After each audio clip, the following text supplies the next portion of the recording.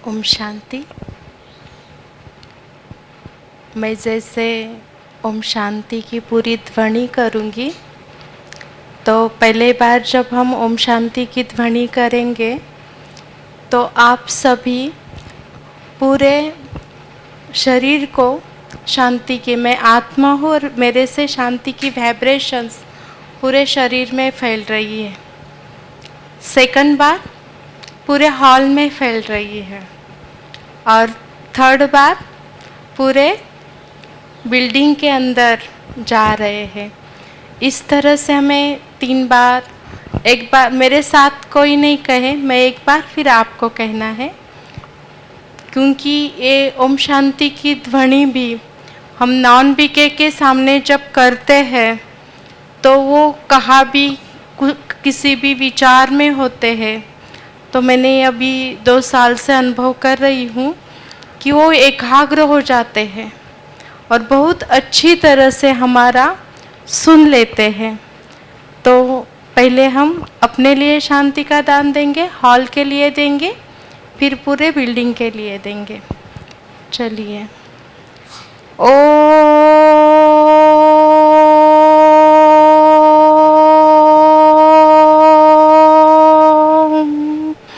शांति।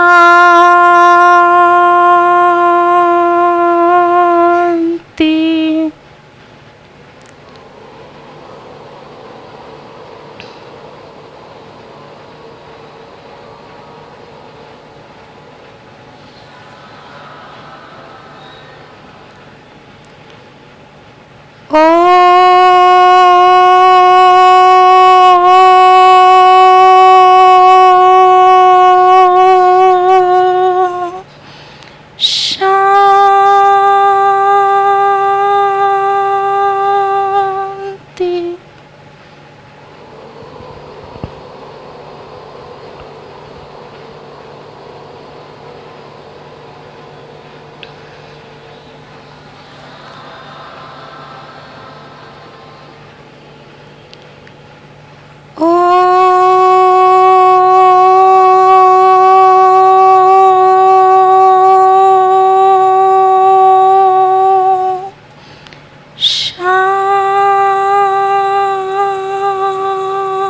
शांति।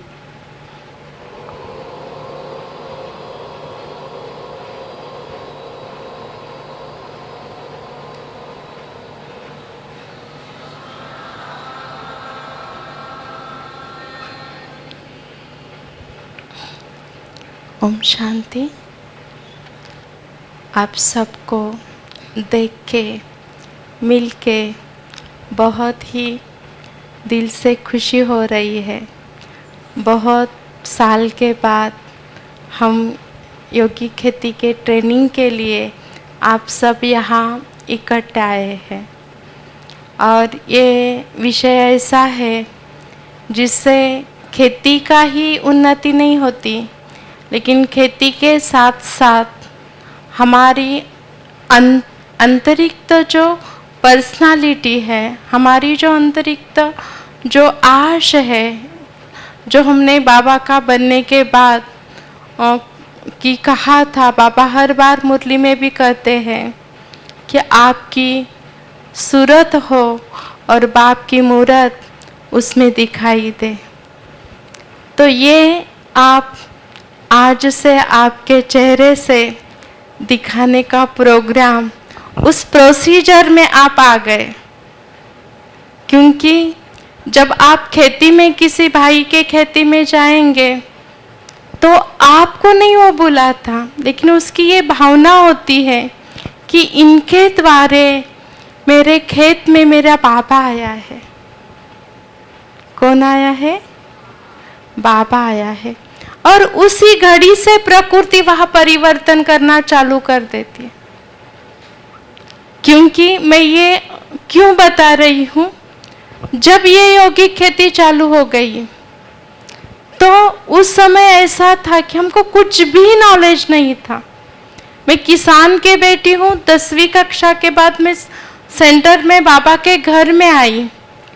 खेती picnic point था, तो खेती का कुछ नॉलेज नहीं था। और जब स्कूल में कार्यानुभव का क्लास होता था, खेत में जाके उसकी स्टडी करनी होती तो हम लास्ट के 2 पीरियड उसके होते थे तो हम भाग के घर चले जाते थे, वहाँ नहीं रुकते थे कि क्यों हम खेत में काम करें।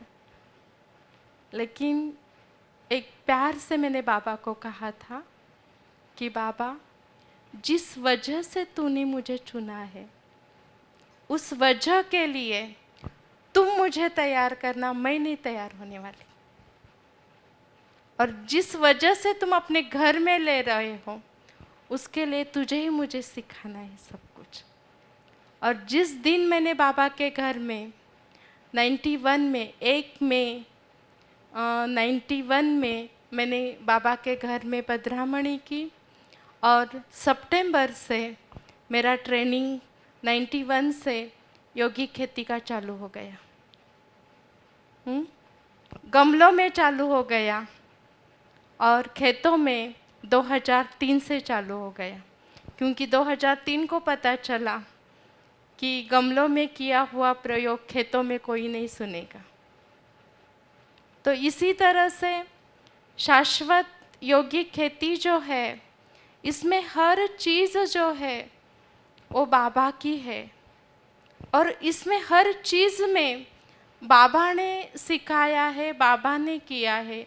इसीलिए इसमें किसी व्यक्ति का नहीं है, लेकिन इसमें हर चीज़ बाबा की है। और इसीलिए उस चीज़ के लिए मैं बाबा को बहुत धन्यवाद, क्योंकि किसी व्यक्ति का होता तो कुछ समय में भारत और भारत के बाहर कुछ देशों में हमारी जो योगी खेती की सेवाएं हो रही है, बहुत से बहनें ग्राम विकास में जुड़ रही है, वो जुड़ती नहीं। लेकिन ये बाबा का है तो बाबा तो सबको इसमें जुटा ही देगा। तो सबसे पहली जो बात आती है कि यौगिक खेती में योग आता है और योग, हमारी जो खेती है वो वाइब्रेशन की खेती है। आपको पता है कि आपको ये चीज़ें सब, आपको क्योंकि समय कम है और मुझे आपको ज़्यादा देना है, इसीलिए जो आपको नॉलेज मिल जाती है हमारे किताबों में, वो चीज़ें मैं यहाँ नहीं बताऊँगी, खाली उसके नाम बताऊँगी। जैसे 5 प्रकार की हमारी खेती है, सुबह से भाई लोगों ने बताया ही है। जैसे रासायनिक खेती है, जैविक खेती है, सेंद्रीय खेती है, उसके साथ साथ मंत्रों की खेती है, संगीतों की खेती है। वो बाहर सब चल रहा है, मंत्रों की, वेदों की, और शंकराचार्य जो मना अभी संगीत भी लगाए थे, मना डांस भी खेतों में करते हैं। तो ये अलग अलग खेतियाँ हैं, लेकिन हमारी जो शाश्वत यौगिक खेती है वो वाइब्रेशन की खेती है। और इसीलिए इस शाश्वत यौगिक खेती की व्याख्या ही ऐसी है, आत्मा और परमात्मा का मिलन जब होता है, आत्मा और परमात्मा का मिलन जब होता है, उस घड़ी जो वाइब्रेशंस बाहर निकलते हैं उससे संपूर्ण सृष्टि चार्ज हो जाती है, वनस्पतियाँ चार्ज हो जाती है। उसको शाश्वत यौगिक खेती कहा जाता है। उसको क्या कहा जाता है? शाश्वत यौगिक खेती। तो ये खेती की, शाश्वत यौगिक खेती की व्याख्या है। और ये आपको यहाँ ही नहीं, आप नेचुरल खेती में जाके उसका नाम खाली है आध्यात्मिक खेती, तो बाहर की किताबों में भी ये व्याख्या आपको मिलेगी। इसीलिए इस यौगिक खेती हमारी सबसे पुरानी पारंपरिक खेती है। इसी खेती को ही ऋषि कृषि खेती कहा गया है। ऋषि माना तपस्या, तपस्या का बल का वाइब्रेशन जब खेत में फैलता है, उससे जो फसल अच्छी बन जाती है, तो उसको ऋषि कृषि कहा गया है। और हमारी जो सभ्यता, संस्कृति जो निर्माण हुई है, वो ऋषि कृषि के आधार पर तैयार हुई है। और इसीलिए हम सबसे पहले जानेंगे कि हमारा प्रकृति के साथ क्या रिलेशन है। क्या रिलेशन हमारा प्रकृति के साथ, क्या रिलेशन है? आपको खाली सुनना नहीं है, मेरे साथ शेयर करना है, आपको बोलना है। क्या रिलेशन है? हाँ, माँ और बच्चे का, हाँ, पार्टनर का कनेक्शन है। प्रकृति और हमारा क्या कनेक्शन है? हाँ, ये चीज़ें हमको अच्छी तरह से जान लेनी है, क्योंकि ये शरीर जो है 5 तत्वों से बनता है, प्रकृति से बनता है, और खेती भी 5 तत्वों के बिना हो नहीं सकती है। खेती भी, वहाँ भी 5 तत्व सही मायने से काम करेंगे तो वहाँ खेती अच्छी हो जाएगी। और शरीर के अंदर भी 5 तत्व सही मायने से काम करेंगे तो शरीर हमारा अच्छा हमें साथ देगा। इसलिए यहाँ भी शरीर और आत्मा, शरीर आत्मा से है और आत्मा शरीर से जुड़ी हुई है। और खेती में भी तत्वों के साथ फसल और फसलों के साथ किसान जुड़ा हुआ है। इसीलिए सेकंड नंबर पर आता है वनस्पतियों से हमारा क्या रिलेशन है। वनस्पति इस सृष्टि के अंदर वो क्या कर्तव्य कर रही है, तो उनसे हमारा क्या रिलेशन है। खेती से तो रिलेशन है, वहाँ से हमें अनाज मिलता है, लेकिन पूरे सृष्टि को बैलेंसिंग रखने का जो काम है वो वनस्पतियाँ करती है। 5 तत्वों को संतुलित करने का जो काम है वो वनस्पतियाँ करती है। और वनस्पति और हम एक दूसरे पर निर्भर है। वनस्पतियाँ पंछी हो, पशु हो या मानव हो, इनकी विष्ठा से वो जीती है। खाद जो डालते हैं वो किसका डालते हैं? जैविक हो, कुछ भी हो, उसमें जो मिलता है वो सब, और हम फूल फल पत्ते लेके वनस्पति से जीते।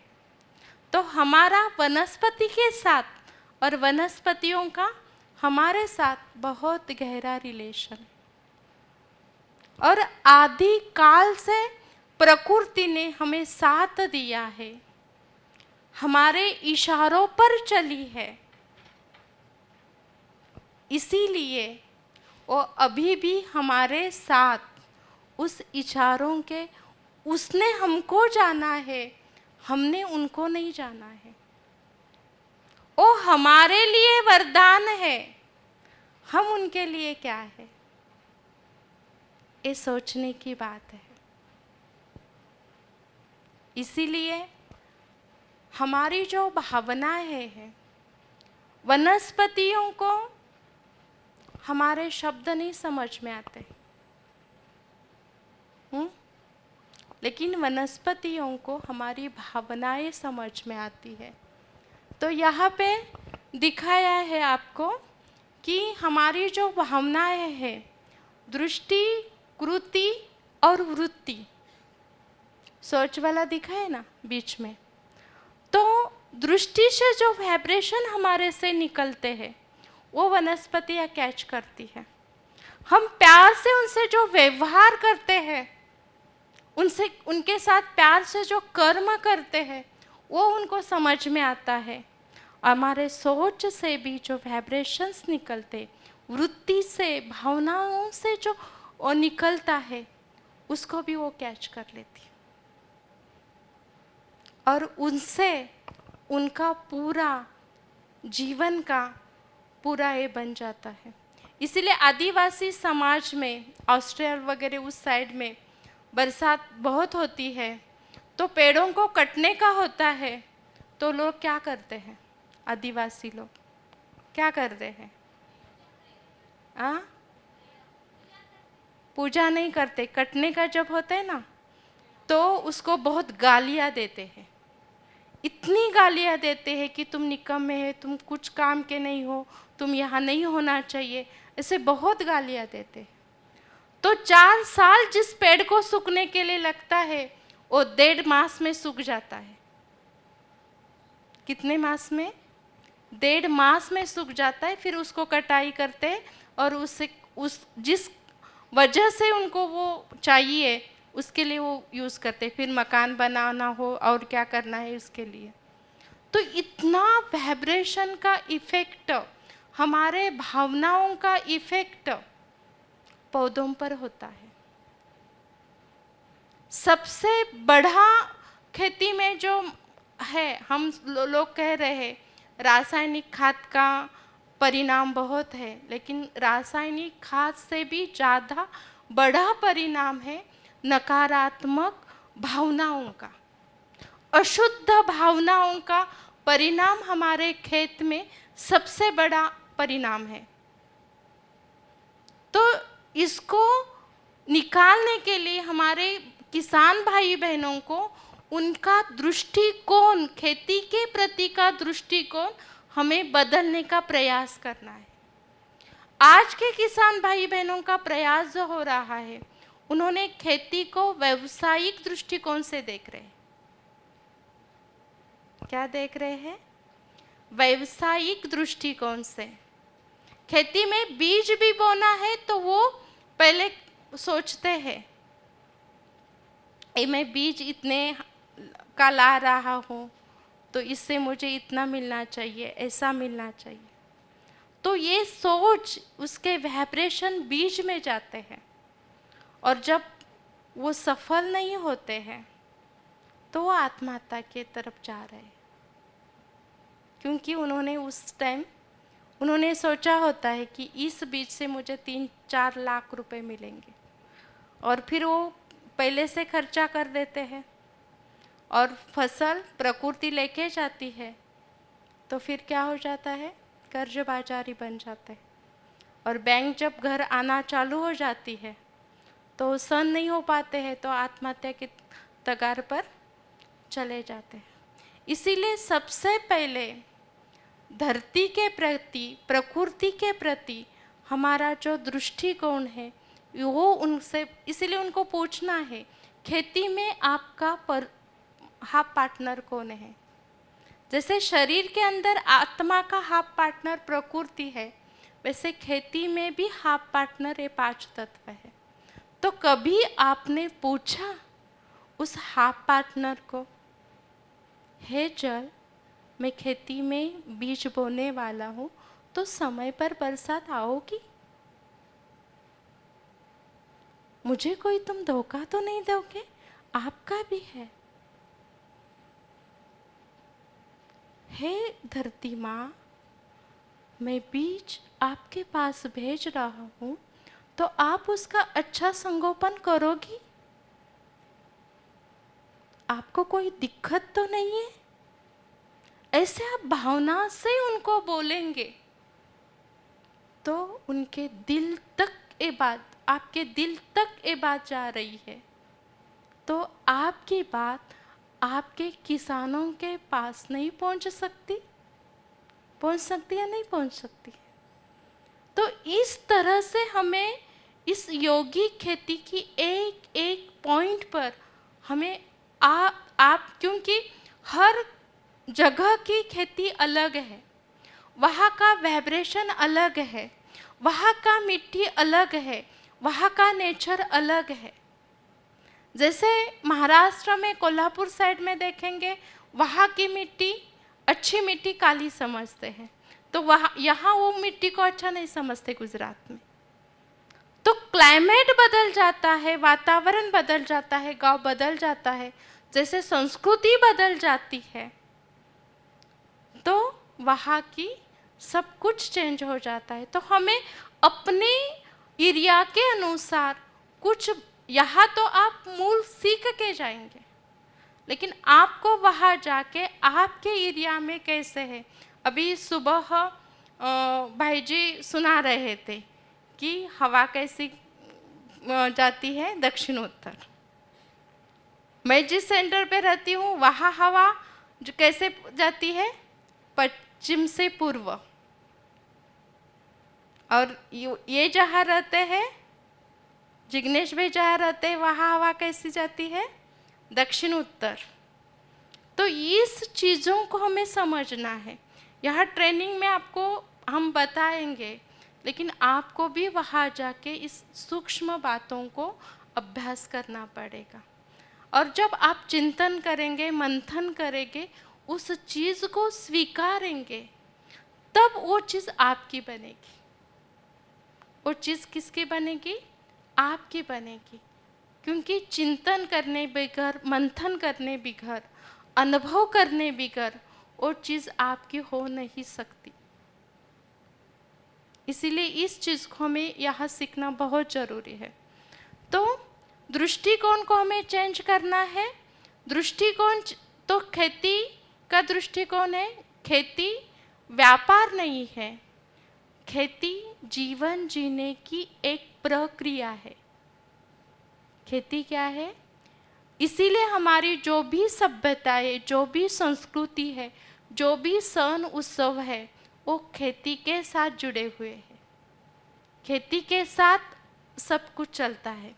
अभी प्रकृति चेंज हो रही है। हमारे जो भी 3 ऋतु है उसमें चेंज आता जा रहा है, तो उस सब में प्रॉब्लम आती जा रही है। तो इस चीज़ को हमें इसमें समझ के लेना है। तीसरी बात इसमें आती है कि जो प्रकृति के नियम है, उस प्रकृति के नियम को भी हमें समझना है। तो सबसे पहले प्रकृति का नियम क्या है? बताइए, सबसे पहला प्रकृति का नियम क्या है? हाँ, बोलिए, मेरे को नहीं सुनाया। क्या है पहला नियम प्रकृति का? क्या है? एक बीज मुझे दो, एक बीज मुझे दो, मैं 1000 बीज आपको दूंगी। ये प्रकृति का क्या है? नियम है। जब प्रकृति हमें 1 का 1000 दे रही है, तो उस 1000 में से 25% हमको क्या करना पड़ेगा? क्या करना पड़ेगा? रिटर्न में प्रकृति को देना पड़ेगा। इसके लिए मैं मेरा प्रैक्टिकल का अनुभव आपको मैं बताती हूँ। ये शाश्वत यौगिक खेती चालू होने के पहले मैं जहाँ अपने ओम शांति भवन के बाहर जो अपने चित्र लगाए ना, ओम शांति भवन के बाहर में, या जो भी यूथ विंग हो, अपनी ग्राम विकास विंग हो, कृषि विंग के, माना जो भी विंग के हमारी जो प्रदर्शनी बनी है, जिस स्थल पर बने हैं, कलबा करके कोल्हापुर के नज़दीक में एक छोटा सा गांव है, वहाँ पे वो पूरे चित्र बने हुए हैं। वो 1 एकड़ का एरिया था और मैं वहाँ रहने के लिए गई थी। तो वहाँ मैंने तुरई लगानी थी, आधा एकड़ में तुरई लगानी थी। तब शाश्वत मेरा स्टडी चल रहा था। ये 99 की बात है कि मैं 98 में ग्राम विकास से जुड़ी थी, और मैं हर एक चीज़, किसानों की क्या वृत्ति है, किसानों की क्या भावना है, खेती क्या है, कैसे है, वो सब मैं प्रैक्टिकल में सीख रही थी। तो वहाँ क्योंकि कोल्हापुर सेंटर में ब्रह्मा भोजन बहुत होते थे, तो सब्जी के लिए मैंने वहाँ तुरई लगानी थी। तो मैंने एक भाई को बुलाया और खड्डे वगैरह निकाले।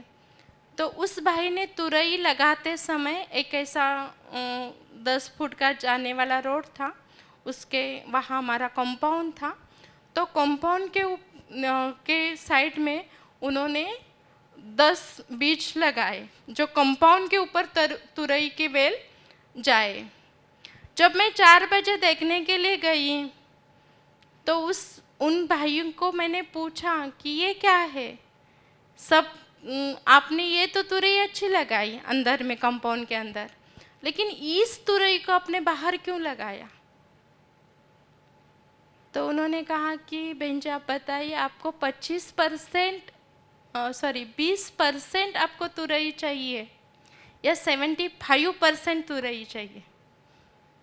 तो मैंने कहा ये क्या सवाल हुआ, है ना? आपके मन में भी आया होगा ना, ये क्या सवाल हुआ? तो वो भाई ने कहा कि आप फाइनल करो। मैं चाय पीने तक आप फाइनल करो कि आपको 20% चाहिए या 75% चाहिए। मैंने कहा अभी मेरा सवाल जवाब है कि 75% चाहिए। तो उन्होंने कहा कि 75% चाहिए तो मैं वहाँ के कुंपन के वहाँ लगाए हुए तुरई के बीज नहीं निकालने वाला। मैंने कहा ये क्या है, आने वाले जाने वाले लोगों को तुरई चुरा के लेने के लिए आपने रखा है क्या? तो उन्होंने कहा हाँ, जब वो अंदर वो वेल बाहर लगाए हुए होंगे उनकी दृष्टि यहाँ जाएगी तो कुंपन के ऊपर के तुरई पर जाएगी, और जब उनको लगेगा कि ये हमें चाहिए तो जाते जाते वो बाहर के लेके जाएंगे, अंदर के लेके नहीं जाएंगे, और अंदर की उनकी दृष्टि से तुरई बच जाएगी। और उनकी कुदृष्टि अंदर जाने से खाने वालों का मन भी अच्छा नहीं रहेगा। और ये तो आप योग के लिए लगा रहे हैं, मेडिटेशन करने वाले भाइयों के ब्रह्मा भोजन के लिए आप तुरई लगा रहे हैं, तो उस तुरई में तो बुरी विचार नहीं जाने चाहिए। और उस समय उन्होंने मुझे बताया कि निसर्ग मना नेचर को, प्रकृति को 25% हम वापस नहीं देते हैं, तो वो 75% जब आता है, जो भी प्राकृतिक आपत्ति आती है वो बीज तैयार होने के बाद, अनाज तैयार होने के बाद आता है, और वो 80% लेके जाती है और 20% किसानों के हाथ में रहता है। तो आप देखिए आपके किसान भाई बहनों की, हमारे किसान भाई बहनों को जो यौगिक नहीं कर रहे हैं उनकी हालत क्या है। जब धान कटाई करनी है तभी बरसात आती है, सोयाबीन निकलना है तभी बरसात आती है। मना जिस ऋतु में जो नहीं होना चाहिए वो चीजें हो रही है। एक इसका कारण क्या है, हम रिटर्न में कृषि राज है, राजा है, और राजा देने का सोचता है, लेने का नहीं सोचता। इसीलिए हमारी जो वृत्ति होती है, चित्त जो होता है, उसमें थोड़ा भी निगेटिविटी नहीं होनी चाहिए, पूरा शुभ भावना, शुभ कामना से भरना चाहिए। शत्रु भी हमारे सामने आए तो भी हमारे अंदर से दुआएं निकलने चाहिए, तभी हम यौगिक खेती अच्छी तरह से कर सकते हैं। क्योंकि जो हमारे से वाइब्रेशन निकलते हैं वो हम कहाँ भी हो, आप अमेरिका में हो और आपका पौधा सेंटर पे आपके हो, लेकिन वहाँ का वाइब्रेशन आपका वो कैच करेगा, उसमें इतनी ताकत है। मैं आपको एक नॉन बीके का अनुभव बताती हूँ। राधानगरी कोल्हापुर से 50 किलोमीटर आगे है राधानगरी तहसील। वहाँ एक कृषि भूषण महादेव चौगले होके गए, तो उनके खेत में उन्होंने केली के पौधे लगाए, बनाने के पौधे लगाए थे। तो वो पूना में रात को 8 बजे, मई मास का समय था, और पूना में 8 बजे वो खाना खा रहे थे एक होटल में। और जब खाना खा रहे थे तभी उनके आँखों से पानी आया, और उनके ड्राइवर ने पूछा, जो बड़े होते हैं उसमें मराठी में, कन्नड़ में क्या बोलते हैं, अन्ना बोलते हैं। तो उन्होंने पूछा कि अन्ना आपके आँखों में पानी क्यों? तो उन्होंने कहा कि 8 नंबर की जो लाइन होती है, जिसको मराठी में सरी बोलते हैं, कि 8 नंबर की लाइन में 11 नंबर का जो पौधा था वो तूफान से 4 बजे से जूझ रहा था, वो अब गिर गया है, इसीलिए मेरे आँखों से पानी आया। उस खेत से पूना का डिस्ट्रिक्शन 300 किलोमीटर का था, जिस होटल में वो खाना खा रहे थे। कितने? 300 किलोमीटर का। लेकिन जैसे इधर पौधा गिरा उधर उनके आंखों से पानी गिरा। तो ये वाइब्रेशन है। तो हम किसान भाई बहनों को सिखाना है कि आपको केचवा बनना है। माना क्या बनना है? केचवा माना जो मंदिर में हम नमस्कार करने के लिए जाते हैं ना, अपने समेटने की शक्ति, हाँ कोचवा, हाँ राइट। तो वो बनना है, क्योंकि वो अपने बच्चों को कभी दूध नहीं पिलाता, लेकिन उस अपने दृष्टि से वो अपनी बच्चों की पालना करता है। उसकी दृष्टि से उसके श्रेष्ठ वाइब्रेशन उनके बच्चों में जाते हैं और बच्चे धीरे धीरे बड़े अच्छी तरह से होने लगते हैं, हेल्दी होने लगते हैं, वो खुशी का, आनंद का, प्यार का अनुभव करने लगते हैं। तो हमारे किसान भाई बहनें भी ऐसे बने कि उनकी दृष्टि से, उनके होने से उनकी फसल अच्छी तैयार हो जाए। बात आई समझ में? तो इसीलिए हमें योग के अंदर, नेक्स्ट,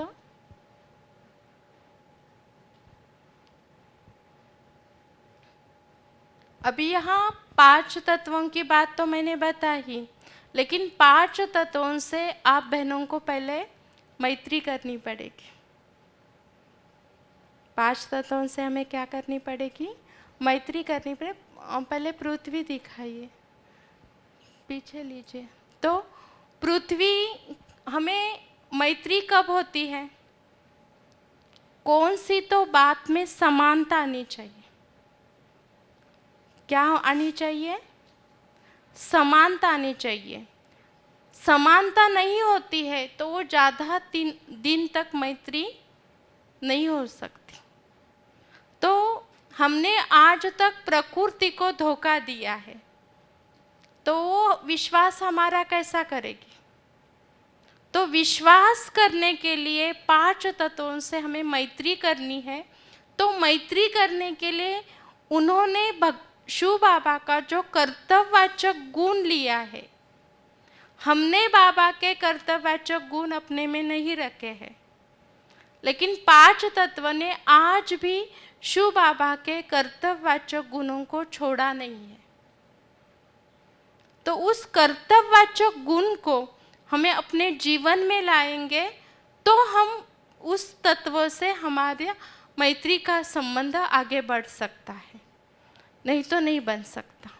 जैसे पृथ्वी का कर्तव्यवाचक गुण कौन सा है? धरती माँ का कर्तव्यवाचक गुण कौन सा है?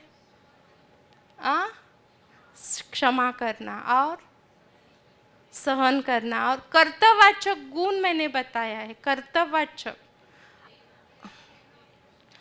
अपकारी पर उपकार करना। हमने बाबा पर अपकार किए, सर्वव्यापी कर दिया, सब में उसको डाल दिया, फिर भी बाबा ने आके पहले हमको उठाया, अपना बनाया। तो हमने पहले बाबा को अपकार किया और उसने आके पहले हम पर क्या किया? उपकार किया। तो हम प्रकृति, धरती माँ को विष दे रहे हैं और वो फिल्टर करके हमको अनाज दे रही है।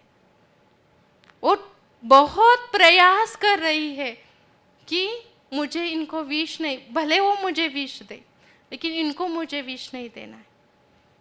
इसीलिए आप लोग भी जहाँ जहाँ रैली में गए होंगे उसमें आपने बताया होगा कि बेंगलोर में 100 जो माताओं को लिया था जो गर्भवती थी, जिनका खाली हो गया था। तो फिर उन्होंने चेक किया तो 5 माताएं कुछ नेचुरल, कुछ प्रॉब्लम आने के कारण, शरीर का प्रॉब्लम होने के कारण उनका गर्भ खाली हुआ था। 95 माताएं जो थी उसमें उनको कीटकनाशक की दवाओं के या मना ऐसे कीटकनाशक, मना जो हम रासायनिक दवा, रासायनिक खाद, तणनाशक जो खेती में डालते हैं वो उनके गर्भपात का कारण निकला। तो कौन सा किसान अपने बहू को, अपनी बेटी को, अपनी बहन को ऐसे विष दे सकता है? दे सकता है? नहीं दे सकता है। तो ये हमने जो कर्म किया उसका रिटर्न में विष धरती को दिया, तो उसके इस तरह से उनके बहुओं को, उनके बहन को या उनकी बेटी को वो सहन करना पड़ा। तो ये हमें इस चीज़ को, ऐसे ऐसी बातें हम जब किसानों को बताते हैं, इसमें और आपको नेट पर इसके बहुत से उदाहरण आपको मिलेंगे। हमारे यौगिक खेती के अंदर भी किताब में भी ये सब उदाहरण डाल के रखे हुए हैं। तो इसको आपको संग्रह करना पड़ेगा किस तरह में, क्योंकि बाबा कहते हैं नब्ज देव के आपको ज्ञान देना है। तो हर एक अलग किसानों को अलग अलग आपको उदाहरण देने पड़ेंगे। तो इस तरह से आपके पास उदाहरण होने चाहिए। तो प्रकृति से हमारा संबंध, तो जो भी हमारे से दुश्मनी करते हैं, कुछ बोलते हैं, तो हमें उनके लिए पहले क्षमा करना चाहिए। प्रैक्टिकल में जब हमारे कर्म में वो क्षमा दिखाई देगी, हम उनके ऊपर कोई हमको आके बोलता है कि आप ऐसे है वैसे है, आपने ऐसा किया है, और आप तहे दिल से उनको क्षमा करेंगे, तो क्या हो जाएगा? धरती आपके साथ मित्रता का हाथ आगे बढ़ाएगी, वो आपकी बातें सुनेंगी। तो मैत्री करना है।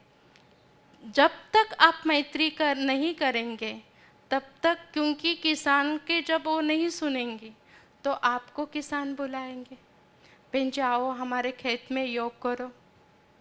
तो आपको प्रकृति के साथ बात करनी पड़ेगी और उसको सुनना पड़ेगा। कब सुनेगी वो?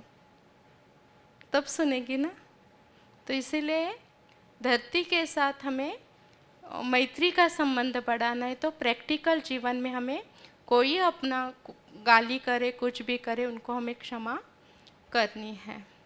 आगे जल, जल का कौन सा है कर्तव्यवाचक गुण?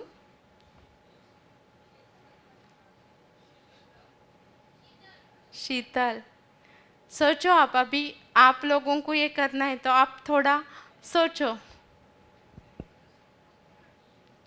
जल का क्या है कर्तव्यवाचक गुण? प्यास बुझाना। और मैंने पहले बताया है कि बाबा का जो कर्तव्यवाचक गुण है मोस्ट इम्पोर्टेंट, वो एक एक तत्वों ने लिया हुआ है। तो कॉमनली नहीं बताइए, बताइए।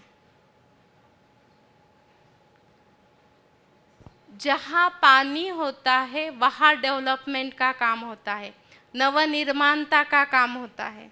जहाँ पानी नहीं होता है वहाँ नवनिर्माणता का काम नहीं होता है। होता है, इसलिए बाबा नई दुनिया निर्माण करने के लिए आए हैं। हमें भी किस लिए चुना है? नवनिर्माणता के कार्य के लिए चुना है, स्थापना के कार्य के लिए चुना है। विध्वंसता तो, विनाश का काम तो आपे ही प्रकृति कर देगी, उसको हमें करने की जरूरत नहीं है।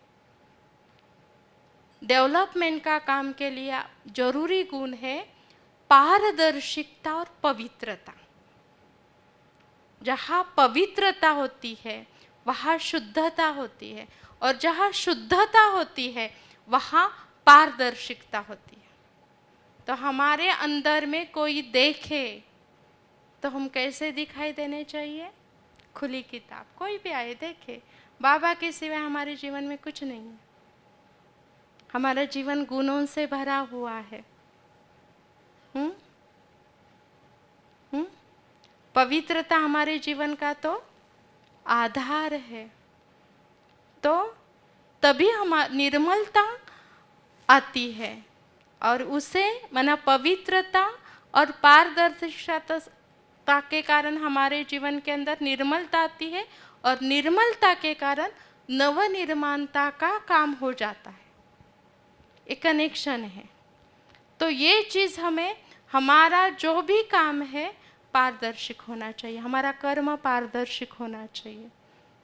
जैसे अभी हमें ललित भाई अकाउंट का हर चीज़ सिखाते, क्यों सिखा रहे हैं?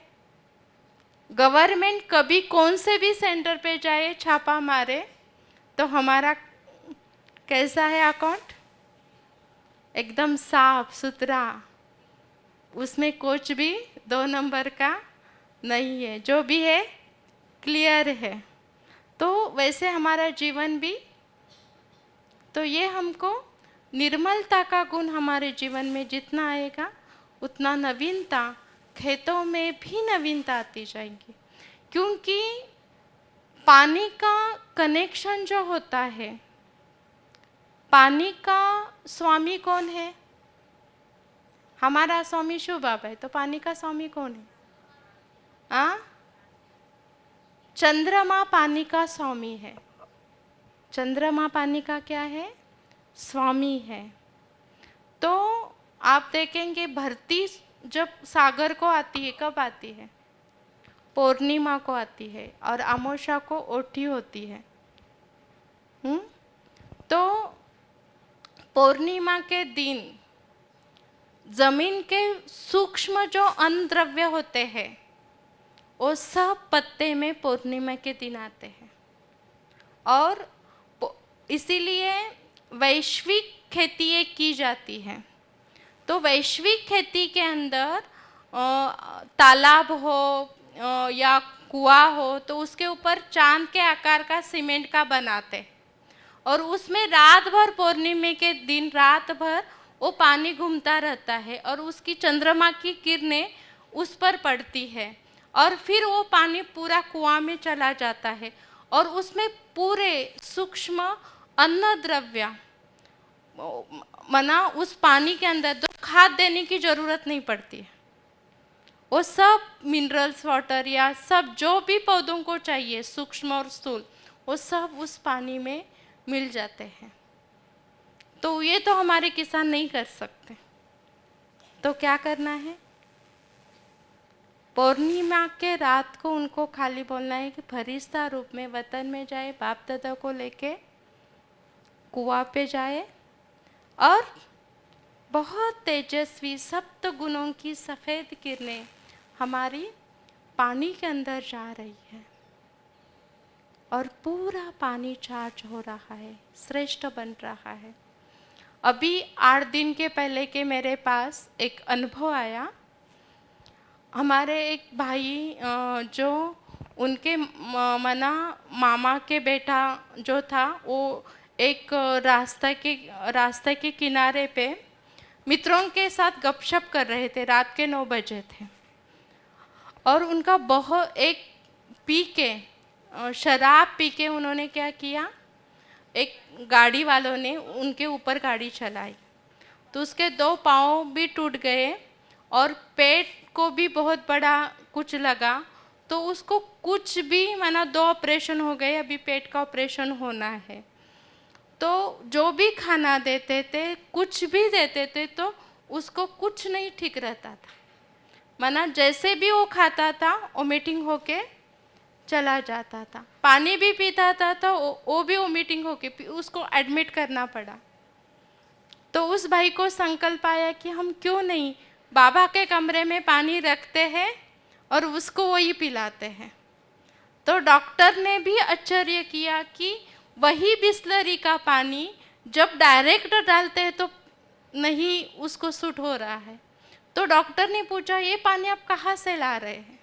तो उन्होंने कहा कि ब्रह्मा कुमारी के मेडिटेशन रूम में ये पूरे एक दिन रहता है, रात को मैं रखता हूँ और फिर दूसरे दिन रात को मैं लेके आता हूँ हॉस्पिटल में, और फिर उसमें थोड़ा सादा पानी डाल के वो दिन भर वो पानी पीता है। तो उन्होंने भी मना खाली बाबा के ही घर का पानी उसको अच्छा ये कर रहा है। तो पानी चार्ज करने से बहुत बड़ी समस्या है हमारी। तो पानी देते समय भी किसानों को हमको ये सिखाना पड़ेगा कि आपकी उदात्त भावना हो, शुभ भावना हो, देने की भावना हो, श्रेष्ठ भाव हो, सहयोग का भाव हो, अपनेपन का भाव हो, त्याग का भाव हो, तब पानी आपको सहयोग देगा। जब तक ये श्रेष्ठ भाव मन में नहीं होंगे, क्योंकि पानी का हमारे साथ जितना रिलेशन है उतना पौधों के साथ भी गहरा रिलेशन है। पौधों में जो हरित द्रव्य निर्माण होते हैं वो खाना बनाने के लिए पानी ही पौधों से उस हरित द्रव्य को नीचे मिट्टी में लेके आते हैं, और मिट्टी हरित द्रव्य को माना जो खाना तैयार होता है पौधों को सब जगह पहुंचने का काम भी पानी ही करता है।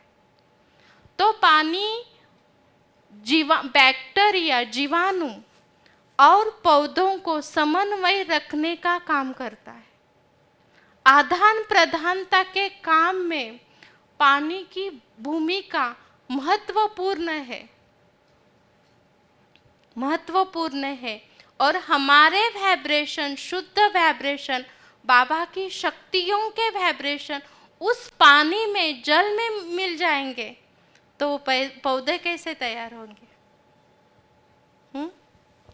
आगे तो इस तरह से हमें जल से रिलेशन डेवलप करना है। तो इसी तरह से आगे भी बहुत है, आपको मिलेगा। और बीज फिर पानी चार्ज करना है, फिर हर स्टेप में अलग अलग माना जैसे फसल होती है उस अनुसार अलग अलग मेडिटेशन होता है। पौधों को शक्तिशाली बनाने का होता है, जड़ को शक्तिशाली बनाने को होता है, पत्तों को शक्तिशाली बनाने का होता है। तो इस तरह से और भी बातें हैं, लेकिन समय के अभाव से मैं यहाँ विराम चिन्ह देती हूँ। ओम शांति।